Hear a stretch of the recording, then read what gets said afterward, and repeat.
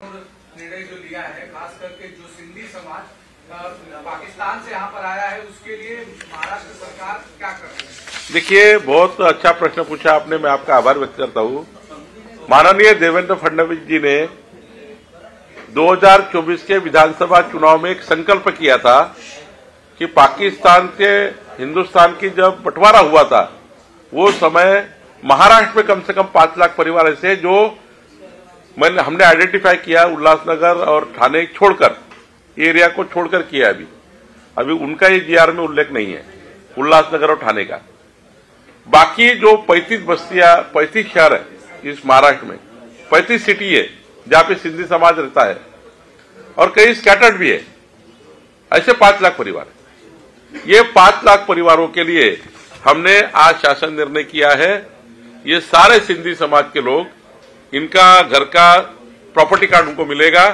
Collector camp लेकर सभी सिंधी भाइयों को प्रॉपर्टी कार्ड देंगे और नॉमिनल जो जिस दिन बैठे थे उस दिन का रेडी रेकनर, यानी 1980 का रेडी रेकनर पहले बार आया था हमारे यहाँ।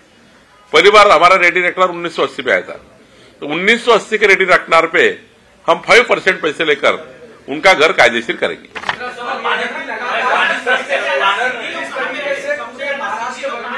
हाँ,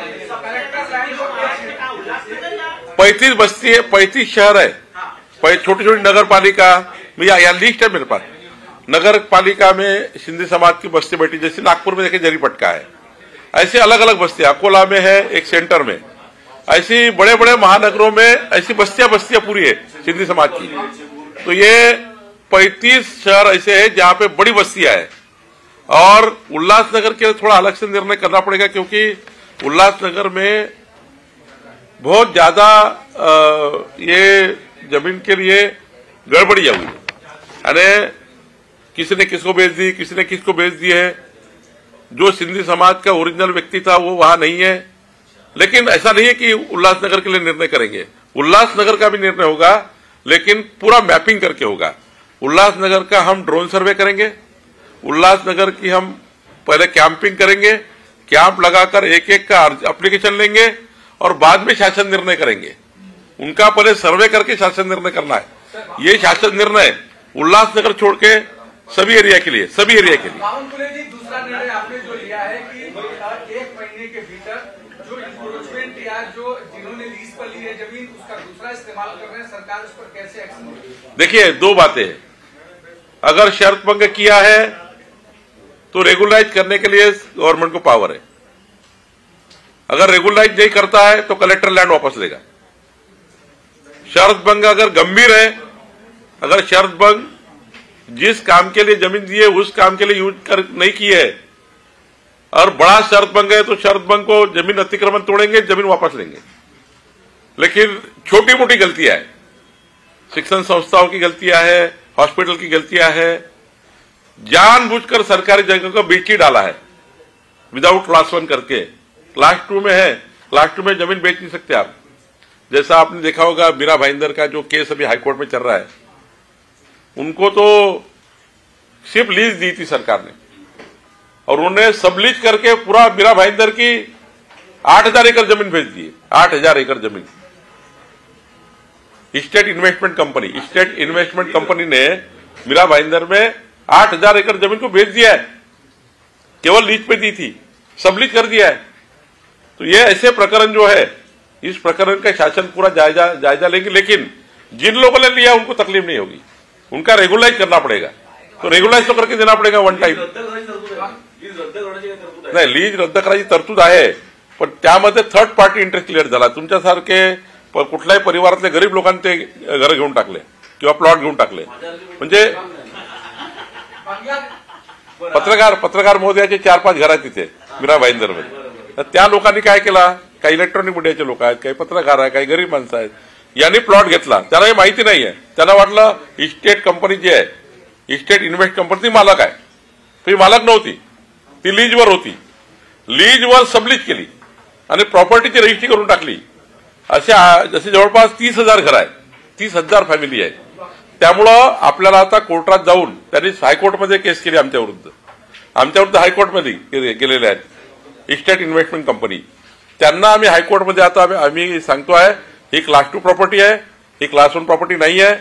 क्लास 2 प्रॉपर्टी आम्ही त्यांच्याकडनं वापस घेऊ आणि मग त्या लोकांना रेग्युलाइज करून देऊ. बांग्लादेशियों के खिलाफ सर हे झालं कार्रवाई करने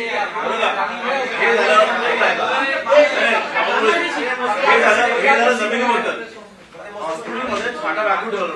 जे हॉस्पिटल सरकारी याच्यावर आहे ते ठेवत नाही, धर्मादाय ट्रस्ट जे आहे ते ठेवत नाही.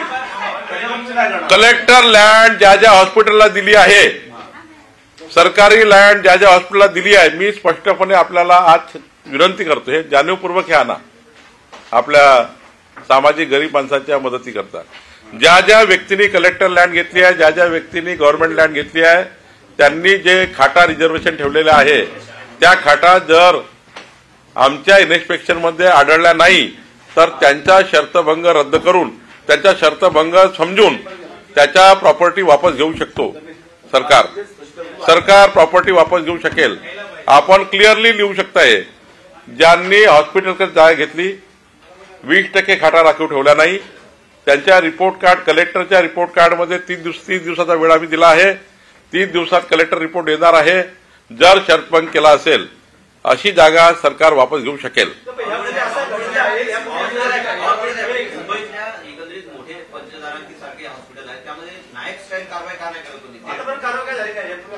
नाही, एकदा पहिले मला शर्तभंग आयडेंटिफाय करून घ्यावं लागेल काय काय केलं आहे, आणि शर्तभंग मी सांगितलं पुढच्या 30 दिवसांनी तुमच्याकडे मी प्रेसला येईल आणि मी नावासहित सांगेल तुम्हाला कुठला शर्तभंग कोणी केला ते मी तुम्हाला 30 दिवसांनी सांगतो.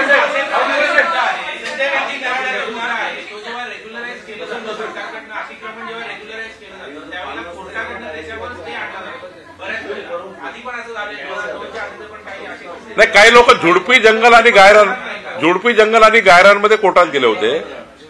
आपला उत्तर देतो, मी सर्वांना उत्तर देतो. झुडपी जंगल आणि गायरांच्या केसमध्ये लोक कोर्टात गेले होते. झुडपी जंगलमध्ये माननीय सुप्रीम कोर्टाने निकाल दिला. आता त्यामध्ये 1996च्या पूर्वीच्या अतिक्रमणाबद्दल काही आता प्रॉब्लेम नाही, पण आपल्याला 2011 पर्यंतचे अतिक्रमण कायम करून घ्यायचे आहे. म्हणून आम्ही मॉडिफाईड पिटिशन करतो आहे. 2011 पर्यंत प्रोटेक्शन दिलं आहे लोकांना म्हणून झुडपी जंगल. आता गायरांबद्दल काय झालं? गायरांमध्ये प्रधानमंत्री आवास योजनेकरिता जे लोकांना तुम्हाला जमीन द्यायची आहे तेवढी जमीन तुम्ही कलेक्टरकडनं स्थानिक स्वराज्य संस्था मागून घेऊ शकता आणि तिथे त्यांना रेग्युलाइज करू शकता. त्यामुळे दोन्ही प्रश्न आता जे कोर्टात जाणाऱ्या केस होत्या त्या बंद होईल. सांगितलं राज्यभरामध्ये शेत रस्त्यांचा मोठा प्रॉब्लेम आहे आणि तुम्ही नकाशावर असलेले रेग्युलर करून देणार, पण अनेक शेतकऱ्यांनी मागणी केलेले जे रस्ते आहेत ते तुम्ही देणार आहात. होय, आमच्याकडे इंग्रजाच्या काळात 2011-12 ते 1930 पर्यंत जे सर्वे झाला होता इंग्रजीच्या काळात, मग नंतर एकत्रीकरण झालं. एकत्रीकरणामध्ये 82-83 मध्ये सिंगल डॉट आणि डबल डॉटेड गावाचा सिंगल रस्ता शेतात जाण्याचा आणि एक डबल डॉटेडमध्ये बैलबंडी ट्रॅक्टर वॅक्टर जाणारा.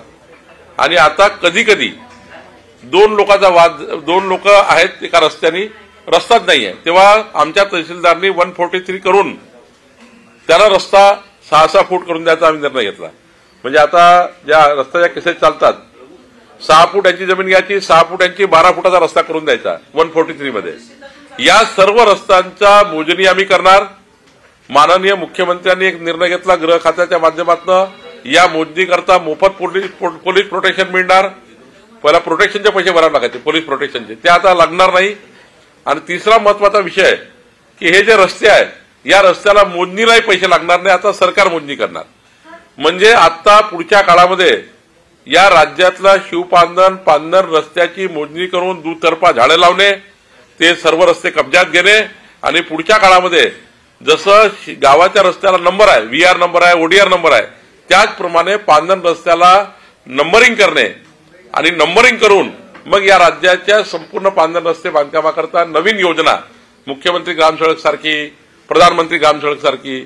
या राज्यातला महत्वाचा प्रश्न काय आहे की हायवे जेवढा कोस्टल हायवे महत्वाचा आहे, जेवढा समृद्धी महत्वाचा आहे, जेवढा शक्तीपीठ महत्वाचा आहे, तेवढाच महत्वाचा शेतात जाणारा शेतकऱ्याचा रस्ता महत्वाचा आहे. आणि त्यामुळं त्याला आम्ही पुढच्या 5 वर्षात देवेंद्र फडणवीस सरकारने निर्णय घेतलेला आहे पुढच्या 5 वर्षामध्ये या राज्यातला एकही रस्ता हा शेतकऱ्याच्या शेतात जाण्याकरता म्हणजे अपूर्ण राहणार नाही, तो पूर्ण होईल याची काळजी आम्ही घेतली आहे. आपल्या महसूल विभागामध्ये वहिवाटीचे वाद भरपूर असतात. अनेक वेळेला त्याच्या केसेसपर्यंत जातात, हायकोर्टपर्यंत त्या केसेस जातात. पण अनेक वेळेला महसुली अधिकारी एखाद्या ऍप्लिकंट जो असतो त्याला फॉर जातात आणि एखादा शेतकरी असतो त्या शेताच्या मधून रस्ता काढला असतो.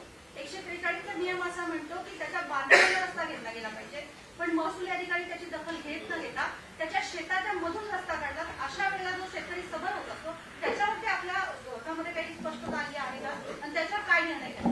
एकदम चांगला प्रश्न आहे. 143चा दुरुपयोग होतोय. 2 धुऱ्याच्या मधून रस्ता काढायचा आहे, पण मधातून रस्ता काढतात आणि त्या कधी कधी तर आयुष्य खराब करतात लोकांचं. 11,000 केसेस राज्यामध्ये केवळ रस्त्याच्या वादात चालू आहे.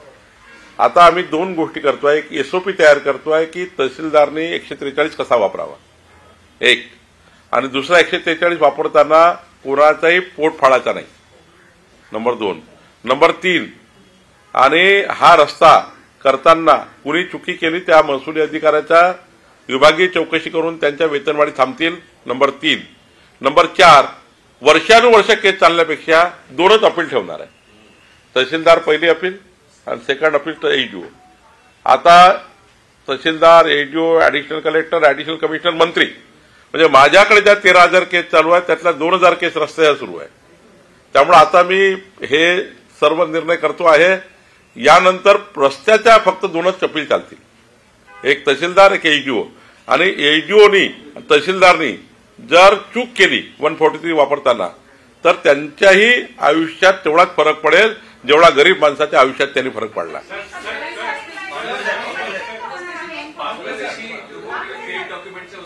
हा, 15 ऑगस्ट पर्यंत आम्ही या राज्यातल्या खोटे जन्म दाखले देऊन बांगलादेशी नागरिकाची नोंद केली आहे. खोटे जन्म दाखले देऊन ते सर्व जन्म दाखले 15 ऑगस्ट पूर्वी शासनाकडे जमा करण्याची माझा काल आणि चीफ सेक्रेटरी सर्व कलेक्टरचा व्हीसी झाला. कलेक्टरला आम्ही आता जबाबदारी दिली आहे की 15 ऑगस्ट पर्यंत संपूर्ण राज्यातले जे आता 42-43 आमच्याकडे आले आहेत रद्द करून, पण राज्यामध्ये तेवढा आकडा नाही आहे, भरपूर आकडा आहे. तो आकडा आयडेंटिफाय करून 15 ऑगस्ट पर्यंत मात्र हे जेवढे बांगलादेशी खोटे प्रमाणपत्र दिले आहे ते सर्व खोटे प्रमाणपत्र रद्द करून त्याची कॉपी महसूल खात्याला पाठवायची, आरोग्य खात्याला पाठवायची आहे. याकरता आम्ही काम करत आहोत. संजय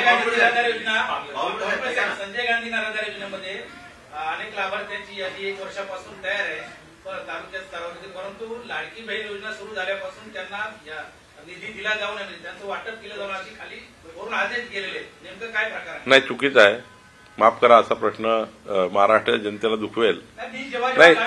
20% त्यांनी काय केलं आहे, आधी संजय गांधी विशेष सहाय्य योजना जेवढ्या आहे 8-9 योजना विशेष सहाय्यामध्ये, त्या योजनाचं पूर्वी केंद्र सरकार राज्य सरकार मिळून पैसे ट्रेझरीला पाठवायचे. ट्रेझरीवरनं ते तहसीलदारच्या अकाउंटमध्ये जायचे, तहसीलदारच्या अकाउंटमधून ते पोस्टात जायचे आणि त्यांच्या बँकेत जायचे. असा मेकॅनिझम होता आता 4 महिन्यापूर्वीपर्यंत. देवेंद्र फडणवीस सरकारने असा निर्णय घेतला, आमच्या सरकारने असा निर्णय घेतला की हे डीबीटी करावं.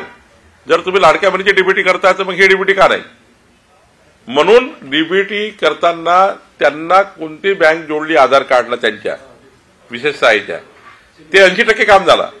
फिरतात कोणा 20% लोक ज्यांचा डीबीटी झाला नाही किंवा 2 अकाउंट होते, एखाद्या माणसाचे 2 अकाउंट आहे तर आधार कार्ड सीट झाला जे लिंक आहे दुसऱ्या अकाउंटला लिंक आहे पण तिकडे पेमेंट गेला. त्यामुळे अशा 20% तक्रारी आहे. म्हणूनच हा महसुली दिन लावला आहे ज्या दिवशी आमचा तलाठी शहरामध्ये ग्रामीणमध्ये घरोघरी जाऊन जे काही लोक सुटल्यात त्याचा 20% डीबीटी करून देईल, राहिलेला सुटलेल्या लोकांचा रजिस्ट्रेशन करून देईल. पण मी तुम्हाला जाणीवपूर्वक सांगतो, संजय गांधी विशेष सहाय्याचं अकाउंट वेगळा आहे, लाडक्या बहिणीचं अकाउंट वेगळं आहे. संजय गांधी विशेष सहाय्य योजनेमध्ये केंद्र राज्याचे पैसे येतात त्या अकाउंटला आणि लाडक्या बहिणीचे पैसे राज्य सरकारचे वेगळं अकाउंट असतं. त्यामुळे त्यांचा काही संबंध नाही.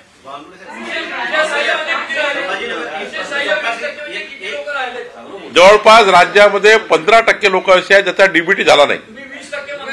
15 काही ठिकाणी 15%, काही ठिकाणी 20%, काही एकूण माणसं किती आहेत? आता हे जिल्हावाईज करावं लागेल. मी माझ्या नागपूर जिल्ह्यात सांगतो, मी नागपूर जिल्ह्यामध्ये 16% लोक असे आहेत जे डीबीटी झालं नाही, ते मी आता करतो या अभियानामध्ये. उच्च न्यायालयाच्या सरकारशी संबंधित प्रश्न आहे. उच्च न्यायालयाच्या संभाजीनगर खंडपीठाने सोमनाथ सूर्यवंशी मृत्यू प्रकरणामध्ये दोषी पोलिसांवर गुन्हे दाखल करण्याचे आदेश दिले होते. मात्र या आदेशाला महाराष्ट्र शासनाने सर्वोच्च न्यायालयात आव्हान दिले होते. मात्र सर्वोच्च न्यायालयाने आज गुन्हा दाखल करण्याचे आदेश दिल्याचा निर्णय दिला. ना ठीक आहे ना, जर जे काही हायकोर्टाचे ऑब्झर्वेशन असेल, सुप्रीम कोर्टाने ते ऑब्झर्वेशन बघितले असेल तर मग ते करावंच लागेल सरकारला. शेवटी एखादी गोष्ट न्यायालयाने सांगितली ती सरकारला इम्प्लिमेंट करावीच लागतं. पोलिसांचा असा विचार वर्षानुवर्ष काला आहे, पण ते गावचा जो 8 उतारा आहे ग्रामस्थांच्या नावावर होतो. प्रत्येकाचं घर हे स्वतःच्या नावावर नाहीये. ग्रामपंचायतमध्ये नोंद ग्रामस्थ म्हणून येते पूर्ण गावाची, तर त्या लोकांची नोंदणी कशी करणार? आता तुम्हाला माहिती करता आनंदाची गोष्ट आहे की राज्यामध्ये स्वामित्व योजना सुरू झाली आहे आणि प्रत्येक घराचं प्रॉपर्टी कार्ड तुम्हाला प्रत्येक माणसाला देण्यासाठी काम चालू झालं आहे. पुढच्या 2 वर्षामध्ये या राज्यामध्ये 2 गोष्टी महत्वाच्या घडणार आहे. सर्व घरांना प्रॉपर्टी कार्ड, तुमच्या घराचा ड्रोन सर्व्हे करणार आम्ही प्रत्येक गावठाणाचा आणि प्रॉपर्टी कार्ड तुमच्या घरपोच देणार. तसंच महाराष्ट्रातल्या ज्या रेडी रेकणार रेट आहे, रेडी रेकणार रेटमध्ये आम्ही सुधारणा आणतो आहे. जसं 4 सीझन हॉटेल आहे, बाजूला माळा वस्ती आहे, बाजूला झोपडपट्टी आहे, आता तिथला रेडी रेकणार जे अधिमूल्य काढतो आपण, 4 सीझनचा रेट जो आहे त्याच्या प्रॉपर्टीचा, तो रेट माळाच्या ज्या लोकांना लागतं तो रेट झोपडपट्टीला लागतं. त्यामुळे राज्यामध्ये आता मूल्यांकन करताना घरांचं मायक्रो झोन करतोय. 4 सीझनचा वेगळा झोन, माळाचा वेगळा झोन, झोपडपट्टीचा वेगळा झोन. हे एक महत्वाचा निर्णय होणार आहे. प्रॉपर्टी कार्ड प्रत्येकाला देतोय आम्ही ग्रामीण भागातल्या, आणि शहरी भागात प्रॉपर्टी कार्डचा विचार करतो. अजून तो अंमलात यायचा आहे, त्याला मला खूप काम करावं लागतं आहे. एखादं प्लॉट आहे त्याच्यावर 20 लोकांचा फ्लॅट आहे, 20 लोक राहतात. प्लॉट अजूनही त्या ज्यांनी बांधला त्याच्याच व्यक्तीच्या नावाने आहे, म्हणजे जो मूळ मालक आहे.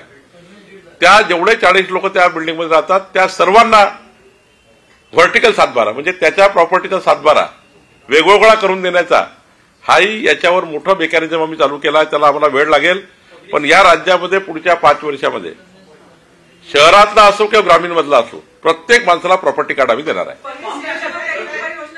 एका दिवशी सगळे देऊ नका नाही, जसे जसे निर्णय होतील तसे येईल ना पुन्हा.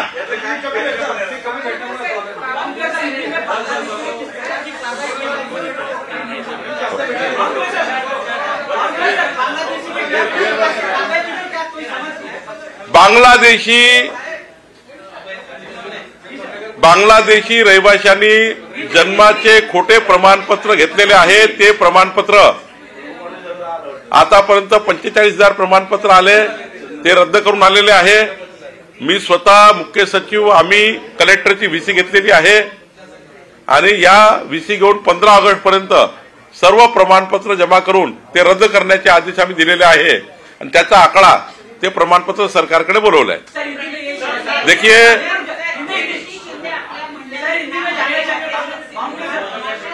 महाराष्ट्र में जो बांग्लादेशी लोगों ने पूरे महाराष्ट्र में जो झूठे बर्थ सर्टिफिकेट लिए हैं, वो सारे बर्थ सर्टिफिकेट हमें रद्द करना है. सरकार ने एक टास्क फोर्स बनाया है. इसी के लिए टास्क फोर्स बनाया कि सभी जितने भी बर्थ सर्टिफिकेट झूठे हैं जो बांग्लादेशी लोगों ने तहसीलदार को पकड़ के बनाया है, ये सारे 15 अगस्त तक हमारे कलेक्टर जमा करेंगे. वो उसको कैंसलेशन का ठप्पा मारकर जमा करेंगे और 15 अगस्त तक हम ये पूरी कार्रवाई पूरी करेंगे. इसका निर्णय हमने लिया है. राहिला प्रश्न आपला दुसरा, ताई आपला प्रश्न.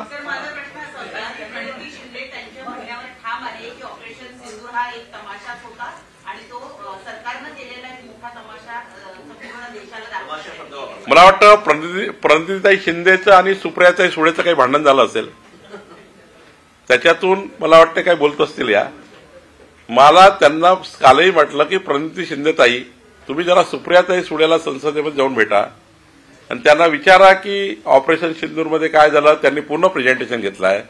त्यांनी विदेशात जाऊन भारताची बाजू मांडलेली आहे. आणि आता काही लोकांचं पोट दुखतं की सुप्रियाताईला का पाठवलं, काँग्रेसमध्ये याच नेत्याला का पाठवलं, मला का पाठवलं नाही.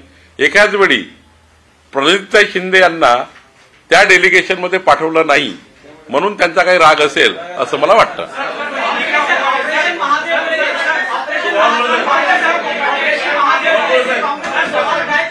ऑपरेशन महादेव क्यों रखा गया, कैसे, क्योंकि कांग्रेस कह रहा है इसको लेकर कहीं ना कहीं राजनीति करनी है. ऑपरेशन महादेव, देखिए, कांग्रेस पार्टी को 140 करोड़ जनता ने लथाड़ा है. कल उन्होंने जो टीका टिप्पणी की है, आप अगर सोशल मीडिया पे जाएंगे, ऑपरेशन महादेव ये आतंकवादी दहशतवादियों को खात्मा करने के लिए बनाया गया था.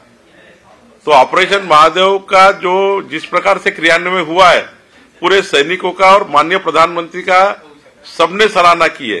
अब कांग्रेस पार्टी को ये लगता है ऐसे ऑपरेशन अगर चलेंगे तो सारा सुपड़ा साफ हो जाएगा कांग्रेस पार्टी का इस देश में. इस डर की वजह से ये चिल्लाहट है, दूसरा कुछ नहीं. महसूल खात्यामध्ये अनेक बाबतीमध्ये अभय योजना आहे. हो, तशी मंत्रिमंडळ का अभय योजना लागू केली. आपण हे प्रेस झाला बोलू.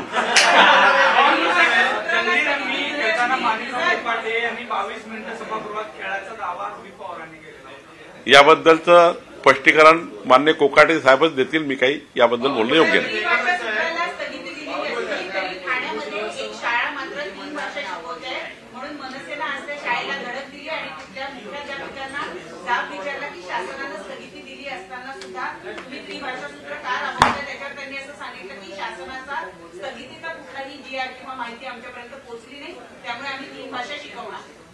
नाही, असं जर झालं असेल कुठे तर ते चुकीचं आहे.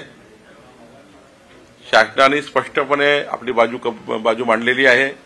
माननीय मुख्यमंत्र्यांनी समिती नेमलेली आहे.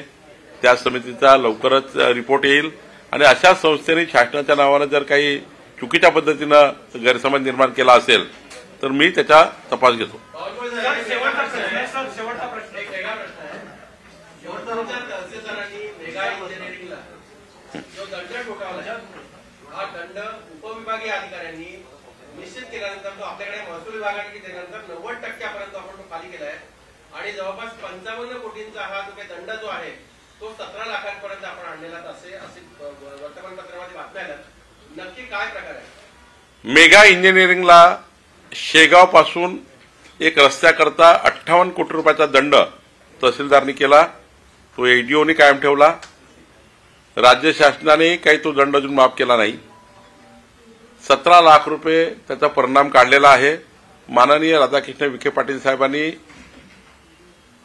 1/12/22ला तशी हिअरिंग घेतली होती तत्कालीन महसूल मंत्री म्हणून, पण त्यांनी तो निर्णय अजून अंतिम केला नाही. पण मेगा इंजिनिअरिंगला 58 कोटी दंड झाला होता. 17 लाख रुपये प्राथमिक त्यांनी भरलेले आहे. पण अजून फक्त माजी महसूल मंत्र्यांनी 58 कोटी रुपये सध्या त्याची वसुली थांबवलेली आहे. पण ते आता प्रकरण माझ्याकडे येईल, मग मला अंतिम निर्णय घ्यायचा आहे.